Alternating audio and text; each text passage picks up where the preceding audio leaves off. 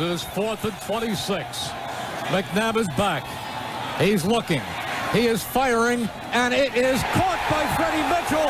Short of a first. I don't know, did he get it? Does he have a first down? He does.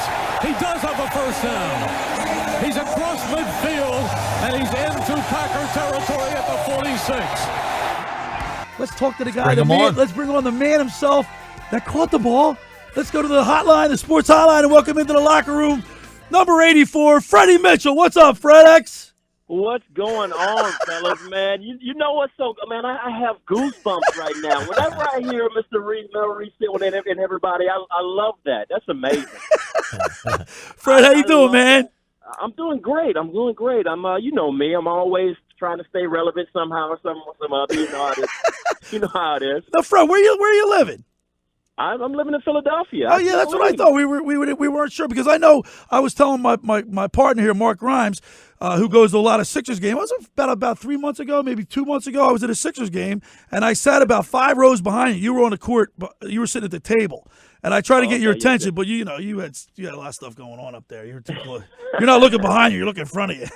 Yeah, I do. And you know what's so funny? I do look behind me a lot of the time because it's amazing the love that I get from Philadelphia, man. It just makes you want to stay here.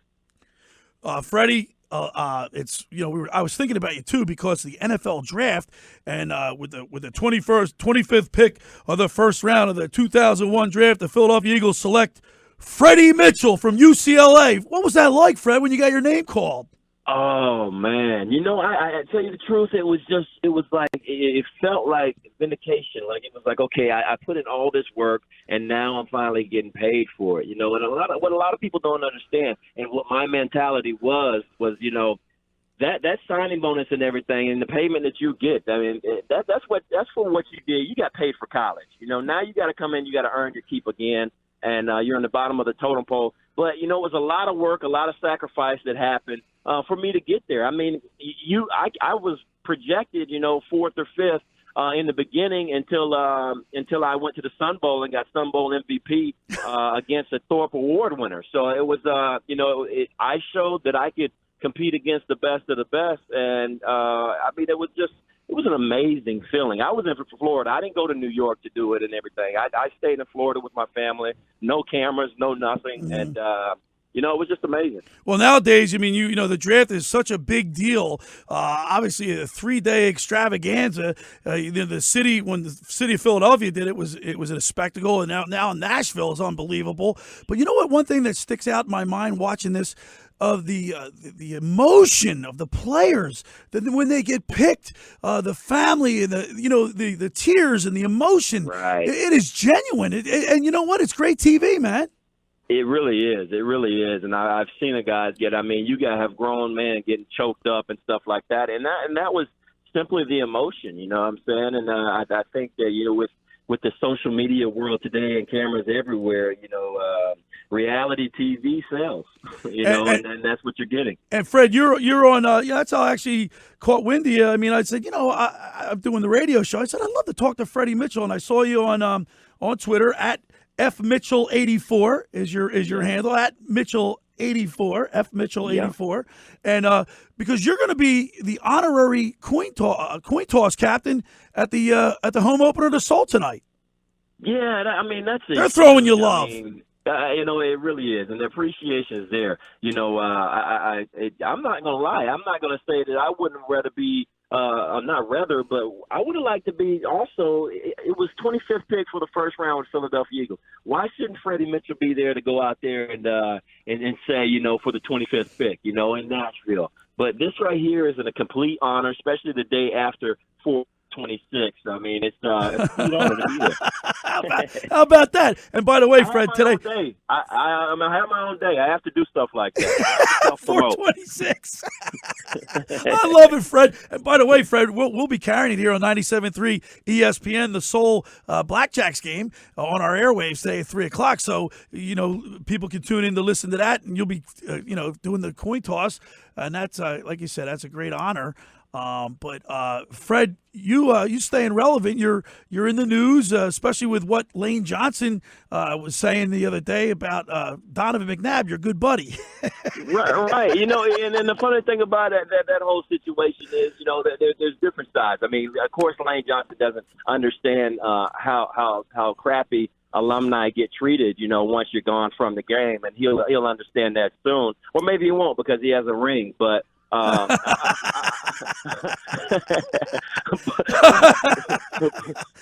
I mean, Donovan's always came off as a bitter guy ever since he left. You know what I'm saying? And even if he might be having some words of wisdom and words of truth, Philly don't like him. Philly always thought that that he never forgave them or whatever it was, and he's always taken a bitter approach to it. So I think that. Go ahead. Well, let me ask you a question, Fred. We're talking with Freddie Mitchell, former Philadelphia Eagle, first 25th pick overall in the 2001 draft. Fred, if a former player criticizes a current player, does that make him a hater, though? No, not at all. No. And the thing about it is, and trust me, I will never get put on paper to say I'm defending Donovan. But it's kind of his job. He's media. Philadelphia Eagles don't pay him no more.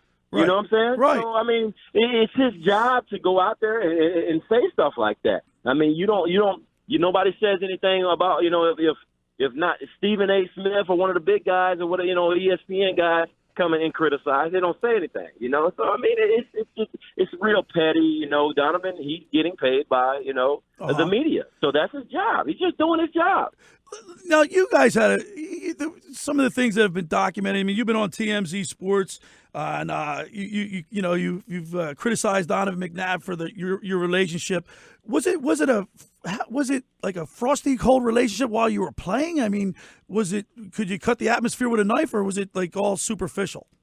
Yeah, it was all fake. I mean, it was very superficial, man, and it was just it came to a point where I was going to work unhappy, and I was just doing my job, saying, okay, well, I'm just trying to interview for other teams when I go out there, And once it became when it happened that I wasn't catching enough balls, and he wasn't going down the progression like he should in the offense.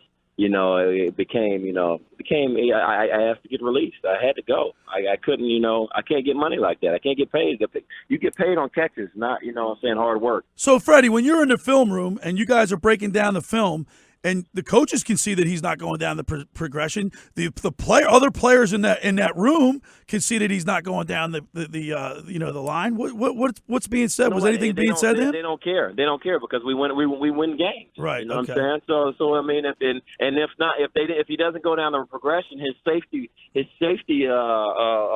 pass is to Westbrook, and Westbrook was amazing. Westbrook saved him. So with that being said, nobody would say anything.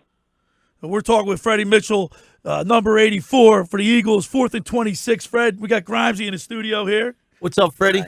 What's going on today, sir? How you doing? Hey, Fred, Man, quick question. loving life. There we go. Quick question for you. So, J.J. Whiteside from Stanford, you being a former Pac-10 player, I don't know if you've seen his highlights and what you think of the pick, but how does being he was also a McDonald's All-American nominee, and I know you were a 3-sport athlete as well, basketball and baseball. How does that correlate into football? Well, it's funny, man. The athleticism as far as going and attacking the ball and getting in the right position. I mean, you're putting everything into one. And I mean, even with sports and with the structure and discipline of sports, helps you for real life. So I mean, with him having basketball experience, I mean, man, his footwork has to be as amazing. And him going and attacking the ball and being able to jump up there and getting the ball is going to be amazing. I really haven't seen that much of him. I didn't think he was like that much of a phenom. I think that I don't know what's going on with that. I think they had a receiver core that was pretty decent. So you never know what's going on. I mean, these guys put a lot of hours. These scouts put a lot of hours into these. Into viewing who's going to work or who's not for this system. So Doug Peterson knows what he's doing, and he always has. Hey, Freddie, have the Eagles reached out to you at all to come back, do anything with them at all? Have they touched base with you?